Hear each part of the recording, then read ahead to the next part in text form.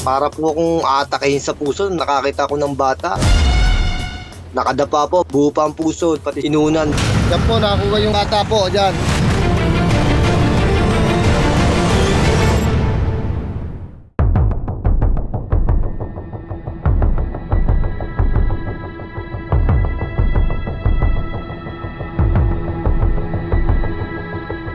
Nadinig po akong iyak po ng maliit na bata. Nang akin po sinilip, nandun po sa compartment ng tricycle sa likod. Para po akong aatakihin sa puso, nakakita ko ng bata. Nakadapa po bago nakabalot sa gray na damit. Buo pa ang puso, pati inunan nakalagay dun sa paper bag. Yan po, nakakuha yung bata po dyan.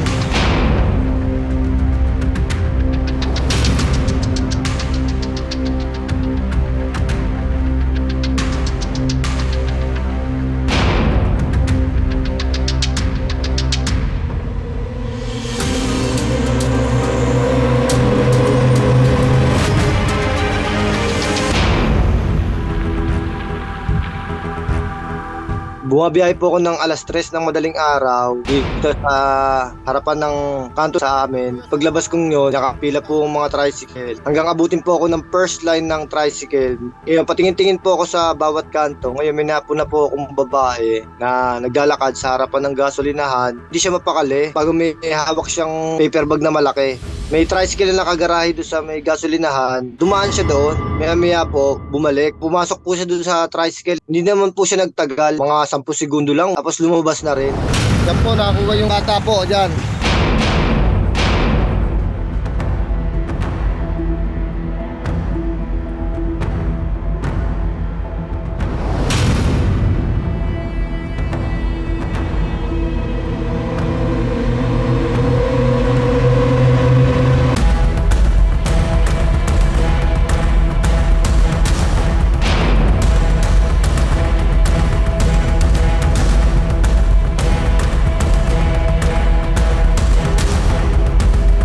So, in-inform po kami ng lying-in center na merong na-turnover sa kanila na isang sanggol na nadampot. Kaming dalawa po ng social worker pumunta sa lying-in to check kung ano yung kondisyon ng baby and i-process din po kung ano yung intervention na maibibigay kaagaran.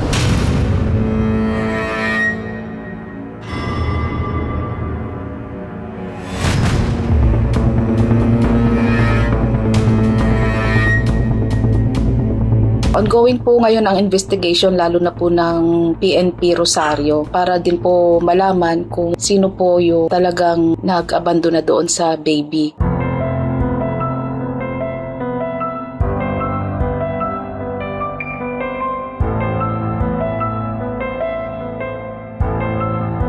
Panatag na po na safe yung bata ngayon kasi nailagay na siya sa isang institution na mangangalaga sa kanya na nakafocus po talaga sa child care. Ngayon po ay maayos na ang kanyang kondisyon, namomonitor po ang kanyang health. Ganun din po yung kanyang mga basic needs na pangangailangan ay naibibigay na po doon sa bata.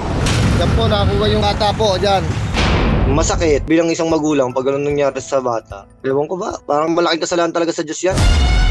Ang pang-iiwan, lalo na sa isang bata, meron siyang malaking epekto sa kanyang katauhan. It affects, of course, una yung physical well-being ng bata. Yung iniwan siya kagaya nitong case na iniwan siya sa tricycle. We put the child at risk na siya ay nasa loob ng tricycle. Aside from the physical danger, siya ay merong emotional and psychological effect sa bata. So, ito ay isang sugat, no, na dadali ng isang baby kapag siya ay lumaki na. If ever po may mga ganito kayong mga sitwasyon, especially po sa mga teenage pregnancy or yung mga hindi inaasahang pagbubuntis, wag po bastang i-abandona. Kung hindi po kayang buhayin, maaari po kayong makipag-ugnayan sa ahensya ng mga gobyerno, especially po sa Social Welfare and Development Office para po mabigyan ng tamang gabay at tulong